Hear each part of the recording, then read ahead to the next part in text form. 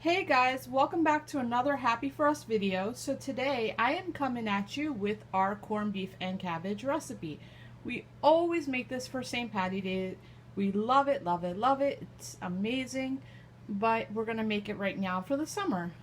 So we're really excited. One thing I do with my corned beef is, because it's so salty, I like to make a brine for it, and this way it prepares itself 2 to 3 days, and then the meat isn't as salty as it normally would be when you actually have to boil it out the day of. So what I use for my brine is 2 bay leaves, 1.5 tablespoons of coriander seeds. Your majoram and thyme, you can do 4 sprigs of each, or you can use 1.5 tablespoon of each, either way that you guys prefer, whatever you have on hand. And 1.5 tablespoons of yellow mustard seed, 1.5 tablespoon of allspice ground, a cup of sugar, and some black peppercorn. That's it, guys. That's our brine right there. So we have water in a pot, as you can see, and these are all the spices. They're pre-done already to make it a little bit easier. We're gonna put them right in the pot. So simple. That's why I love it. We'll give it a quick stir too, and we're gonna put the sugar into the pot. I guess that helps with the sweetness too, which is amazing. And then we're just gonna give it a good stir. See how simple, guys? This is amazing. I couldn't believe when I came up with this. I'm like, oh my gosh, I'm so happy that it exists, because it doesn't taste as salty. It really is amazing. Okay, so give me 1 second and I'll be right back. Alright guys, and then the last step you want to do for this is just to place your corned beef in the brine. Make sure you get it all in there so it's all covered. You're going to put a lid on it and just leave it in the fridge for about 2 days, 3 days. The more you brine it, the better the meat is, really. So it's amazing. And when it's ready, I'll show you guys the next step. So guys, the corned beef has been brining now for about 3 days. So we're going to take it out, and what you're going to want to do is just wash it. So it's really simple. Really, really simple. See, just like that. Get off everything so that it'll be nice and ready to go. And then you're just going to place it on a plate, just like this, and let it rest for a minute. Okay, so after you take your corned beef out and you rinse it, these are the ingredients you will need to put into your stock pot to make the corned beef. So you'll need potatoes, avocado oil or olive oil, 2 bay leaves, majoram. You can use a couple sprigs, or you can use jarred majoram, whatever you have on hand, celery, carrots, garlic, and onion. If you have a whole onion, just cut it up and just put it in, but I happen to have some chopped onion already, so I'm going to use that. Alright, this is going well, guys. Can't wait for you to see what's next.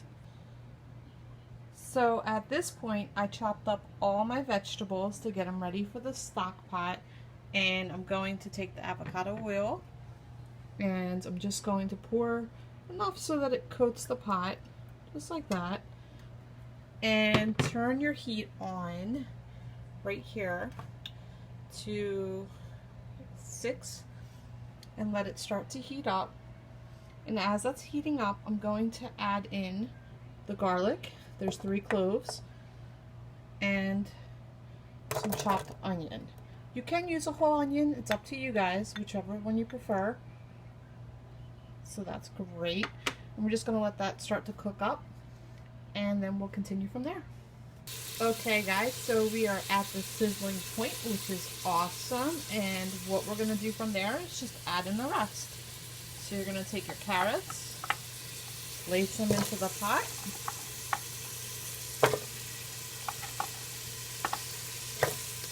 this is so awesome. I know it's summer, but this dish reminds me so much of the spring, and I absolutely love it to eat it every year. So I'm glad that we're making this tonight for dinner. And we're going to add our potatoes. Yummy, yummy.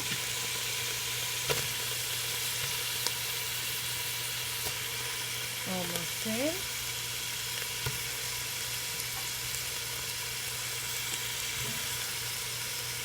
A lot of potatoes.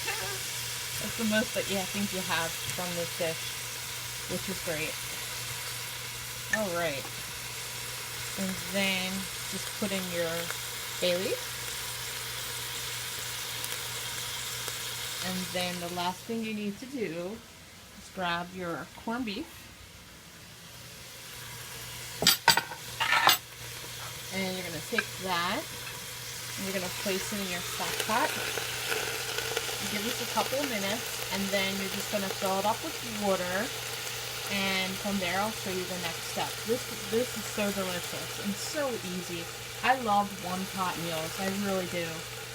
Alright, so now you have the water in the pot, and you just want to add your majoram in. You can just sprinkle it all around, just like that.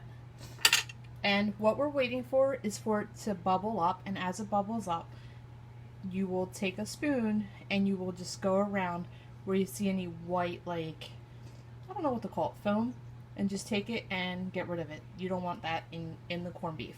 So you're going to do this for about 15 minutes, and then you're going to place it in the oven to cook for the rest of the time. So it's so easy, and I can't wait. It's delicious. So we are going to be so happy to have a nice, comforting dinner tonight. Alright guys, so now this has been boiling now for about 15 minutes, and what you want to do, like I said, take the impurities and scoop them out, throw them wherever in the sink, in your, I have a garbage bowl, guys. It was the most genius thing. Rachel Ray, actually, she basically has a garbage bowl for any time that she's cooking and prepping food. So that's what I do. I throw everything into that garbage bowl, and then this way I can go back to easy cooking and not running to the trash can every 5 minutes. So it's really awesome. So you're just going to keep scooping all the impurities off of the corned beef, and that's for like maybe 5 more minutes. And then from there you're going to put it in the oven, and it's going to be good to go. So let's just keep going, guys. This is awesome. And actually, before I forget, you're going to also add your cabbage in too when you put it into the oven. So I'll show you guys that also. Alright, I'm so excited. So then you're going to take your cabbage and just cut them up into like little wedges. And then what you're going to do is you're just going to place them in the pot with your corned beef all around. So it's nice and delicious. We love it, love it, love it. Our little Jazzy doesn't like raw cabbage, so we actually have to cut her up. Not raw, what am I saying? She actually likes raw cabbage. So we actually have to cut her up cabbage and leave it on the side for her. But me, George, and Georgie will eat cabbage cooked any day of the week. So I accommodate for everybody in my family. So that's what your cabbage is going to look like. And then you're just going to turn your oven, bake to 300 degrees, press start. And another thing I'd like to do, make sure you put something underneath just in case so that nothing goes all over your oven. And then you're going to cook this with the lid on top for about 3 hours, and when we come back I'll show you what it looks like. Alright. Okay guys, so this is what it looks like when it's all done, right? Look how yummy. Enjoy guys, and remember, like, share, subscribe, and love is everything. We'll see you in our next video.